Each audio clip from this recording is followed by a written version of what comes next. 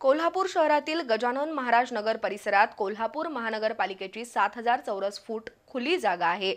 नगर रचना विभागानं या जागेला बेकायदेशीरपणे सचिन वारके या व्यक्तीचं नाव लावलं होतं। त्याबाबत माजी नगरसेवक किरण नकाते यांनी तक्रार केल्यानंतर खुल्या जागेवरील वारके यांचं नाव रद्द करून पुन्हा कोल्हापूर महापालिकेचं नाव लावण्याची प्रक्रिया सुरू झाली आहे। गजानन महाराज नगरातील कोल्हापूर महापालिकेच्या खुल्या जागेला प्रारंभी बापू शेळके यांचं नाव लावण्यात आलं होतं। त्यांच्या एका शिक्षण संस्थेसाठी ही जागा दिल्याचं दाखवण्यात आलं होतं।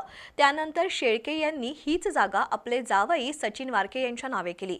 वारके यांनी त्या खुल्या जागेची विक्री करण्याच्या हालचाली सुरू केल्या। हा सर्व बेकायदेशीर प्रकार हाणून पाडण्यासाठी माजी नगरसेवक किरण नकाते यांनी प्रयत्न केले। नगररचना विभागाचे संचालक विनय झगडे यांनीच महापालिकेच्या मालकीची जागा खाजगी व्यक्तीच्या घशात घालण्याचा प्रयत्न केलाय असा दावाही माजी नगरसेवक किरण नकाते यांनी पत्रकार परिषदेत केलाय। मात्र तक्रारीचा पाठपुरावा केल्यानं या जागेवरील सचिन वारके यांचं नाव रद्द झालंय।